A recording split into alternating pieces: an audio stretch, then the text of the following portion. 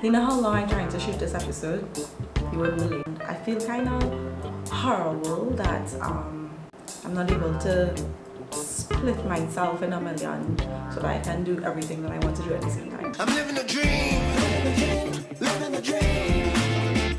I'm really happy to be back here talking about how to develop your business or how to develop your idea and turn it into a brand.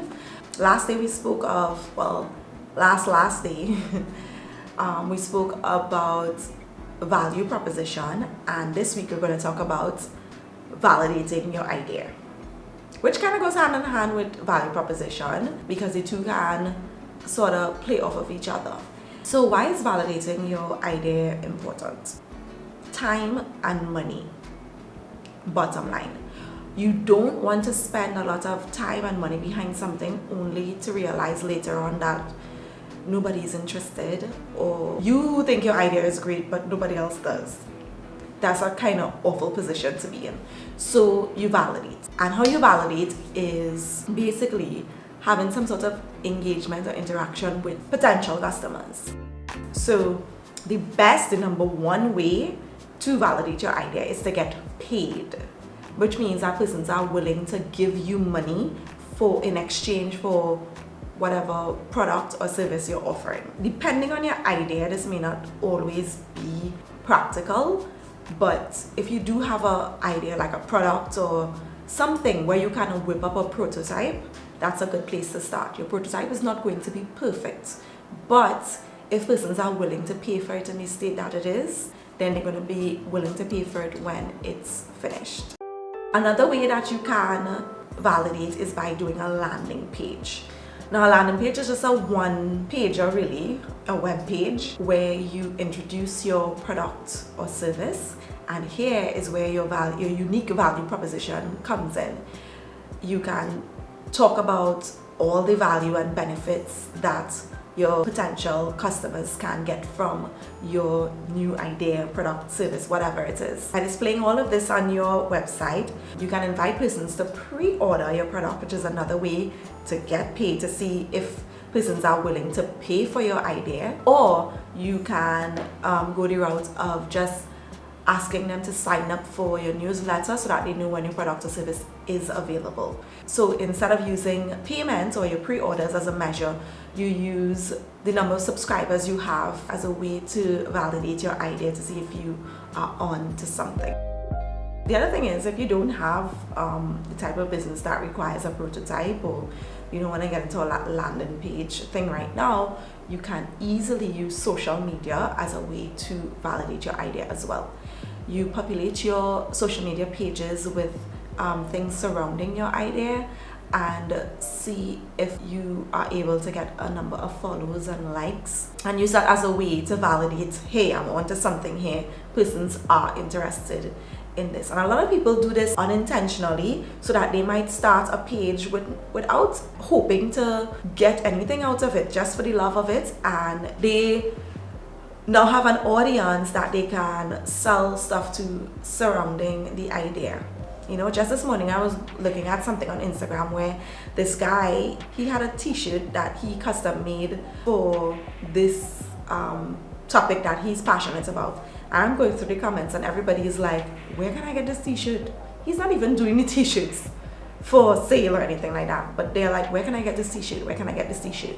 So you see, social media is a great way for you to validate your idea and see that you're on the right track, because persons are interested in what you're doing, or want to know when stuff will be available, that sort of thing. So never rule out social media. I think it's actually a great thing to start kind of early on in your business to attract your target audience and start to build that audience, because when you launch to your audience. All right, I hope that makes sense. That's actually the way that I went for local. I created social media pages for my idea. I started offering free video features to businesses as a way to create content for my page, and then from there I was able to get interest from persons who want to see, well, oh, we have this here, local this, local that, you know. The last way you can validate your idea is basically you do surveys or interviews with persons and stay away from family and friends. So there's a reason I say that, because family and friends, they love you, they bias towards you, and they want to see you shine. So you could tell them that you want to make nail polish out of goat milk or something, and they'll be like, oh my gosh, fantastic idea.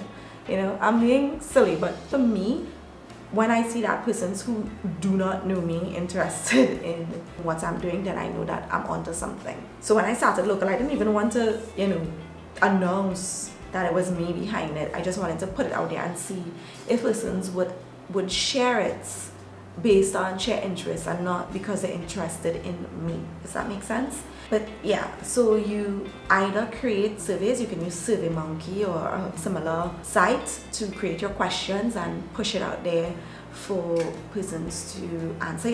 Basically you're doing a bit of market research, or you can conduct interviews, and hopefully interviews in person, so you can sort of see how persons react to certain questions and that sort of thing. That feedback is valuable. If you're doing in-person interviews, you definitely want to take a bunch of notes. I was reading this article about a guy who spent 6 months pursuing an idea only to realize that nobody was interested in the way that he was doing it.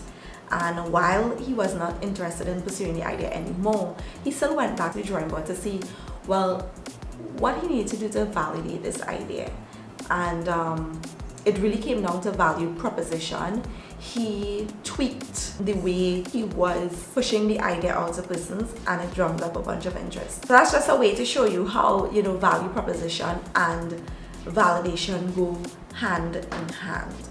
You should really figure out who your target audience is first, and I probably should have done that video before this one, but we'll talk about that probably next episode or so. And that's it. Thank you so much for watching this video. If you have gotten this far, please like and follow this page, or subscribe on YouTube if that is where you're viewing from. I will see you next time.